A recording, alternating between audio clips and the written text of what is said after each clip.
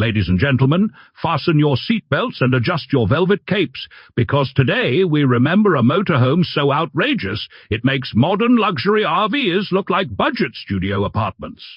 The 1974 Ford Camelot Cruiser Motorhome was not simply a vehicle. It was a medieval fever dream bolted onto a commercial truck chassis, wrapped in shag carpet, and sent roaring down the interstate at a heroic 62 miles per hour.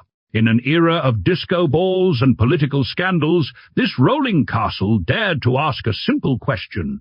What if your vacation home had a differential ratio and could tow a horse? Welcome to Campoto, where we celebrate mechanical ambition and questionable interior design choices with equal enthusiasm.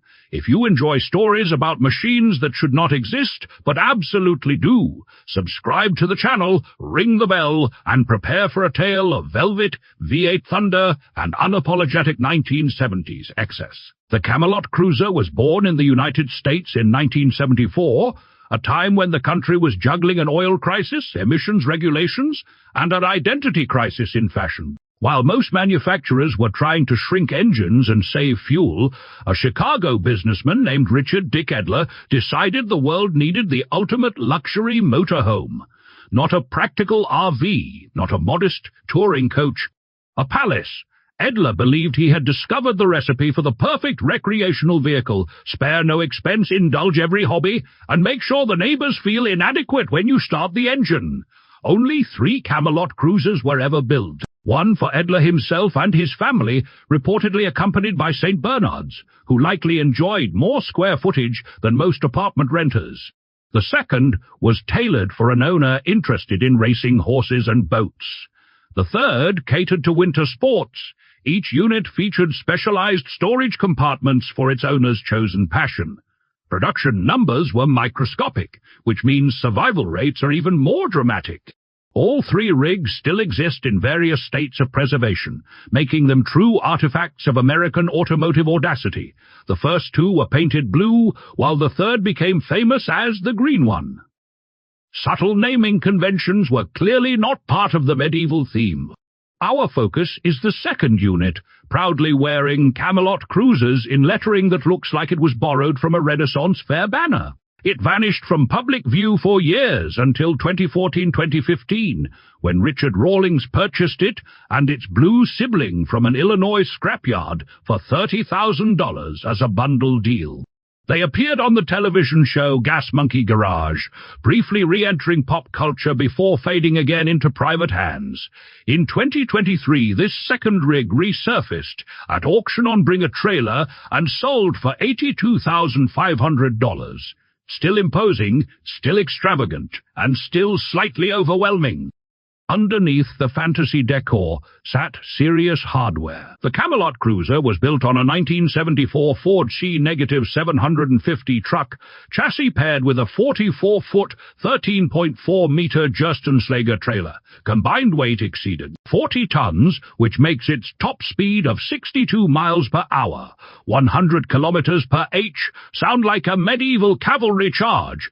Power came from a 391 cubic inch V8 engine, roughly 6.4 liters in modern terms, mated to an Allison at 545, 4-speed automatic transmission and a 4.10-to-1 differential.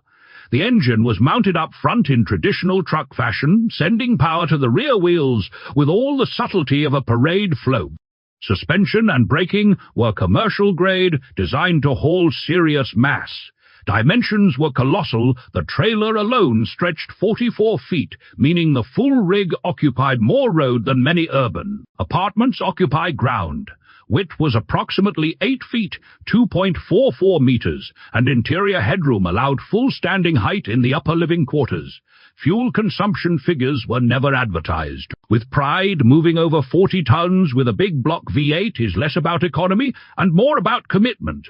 Yet for its era, the drivetrain was robust, durable, and entirely appropriate for a machine task, with hauling horses, motorcycles, boats, and a medieval throne room simultaneously. The engineering solutions were ambitious. An intercom system connected the driver with passengers throughout the trailer, a practical necessity when your dining lounge resembles a royal banquet hall. Air conditioning kept the velvet from turning into a sauna. Massive storage bays under the living quarters allowed the transport of a horse or a pair of Harley-Davidsons in a rear garage beneath what Edler called the Great Hall. In the belly compartments, accessible through multiple side hatches, there was even a Camelot-branded boat, because if you are going to build a palace on wheels, might as well give it a moat. If the chassis was industrial America in steel-toe boots, the upper deck was pure theatrical ambition. The design philosophy of the 1974 Ford Camelot Cruiser Motorhome was simple. Why settle for a biche living room when you can have a Royal Observatory Lounge? Step inside and you were greeted by wraparound yellow leather seating, hardwood tables, carved columns, elaborate light fixtures, and shag carpeting so thick it had its own zip code. The medieval night theme was not subtle.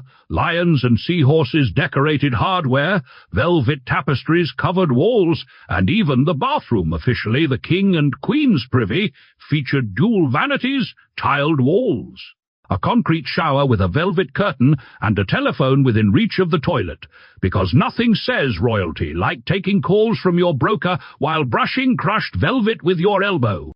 At the rear sat the Great Hall, doubling as bedroom and lounge, with opposing sofas and a full bed. Forward was a pass-through main bedroom with a rock accent wall and ornate metalwork. The Gourmet Galley offered a residential-style kitchen impressive even today, complete with original gas cooktop, sink, wood cabinetry, and dramatic columns that made cooking pasta feel like a state ceremony. Intercom system linked every room to the driver's cabin, which is practical when your motorhome is longer than some bowling lanes. The vibe was unapologetic excess, less weekend camping, and more Sir Lancelot discovers interstate travel. Jeff, a later owner, tackled restoration with courage bordering on heroism. He added an air conditioning unit, replaced ceiling tiles, installed a 150-gallon, 568-litre grey and black water tank, alongside the existing 300-gallon, 1,136-litre stainless freshwater tank, updated plumbing, fitted an on-demand water heater, integrated a 5,000-watt inverter, and wired 3 stacks of 6-volt batteries. Most dramatically, he removed the royal blue shag carpeting that once covered floors and even parts of the walls, revealing gorgeous hardwood beneath. Timmy once saw photos of that carpet and said, "I could live in that," which explains at least 2 of his divorces. Bob, meanwhile, insisted the intercom system was clearly designed for government surveillance, and possibly aliens. His impressive paranoia for a bald man with prescription glasses. Compared with conventional 1970s motorhomes, the Camelot Cruiser was an entirely different species. Standard-class rigs of the era aimed for comfort within reasonable proportions. This machine aimed for legend status.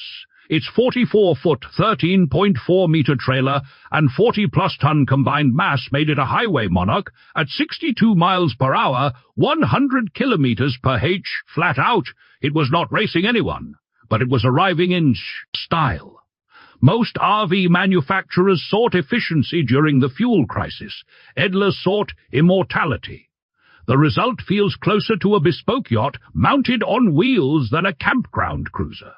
Today's luxury coaches offer slide-outs and digital dashboards. The Camelot offered medieval pageantry and hardwood craftsmanship that modern production lines rarely replicate. Now, before we speak of money, we must give the Camelot Cruiser its due respect. It represents a moment when RV construction leaned toward artistry rather than quarterly profit reports. 3 units built, all surviving, each tailored to a specific passion: horses, boats, winter sports. It hauled Harleys, livestock, and dreams. It survived scrapyards, television fame, neglect, restoration attempts, and the harsh judgment of interior designers everywhere.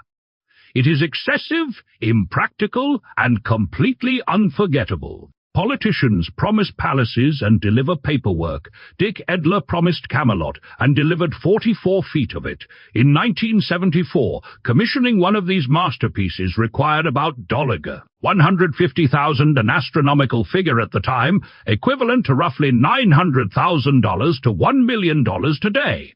That placed it firmly in the realm of wealthy enthusiasts with both hobbies and ambition. In 2014-2015, 2 units were acquired together for $30,000 from a scrapyard. In 2023, the second unit resurfaced on Bring a Trailer and sold for $82,500. Considering its rarity and spectacle value, that number feels almost restrained, like buying a castle at the price of a suburban home renovation. To our channel sponsors, the brave subscribers who support Campoto U are the true knights of this realm. May your engine start on the first turn, may your water tanks never leak, and if you ever decide to install velvet curtains in your bathroom, may you at least own it with confidence. And if you see a 44-foot medieval palace rumbling at 62 miles per hour down the highway, salute respectfully. Or move aside, royalty is passing.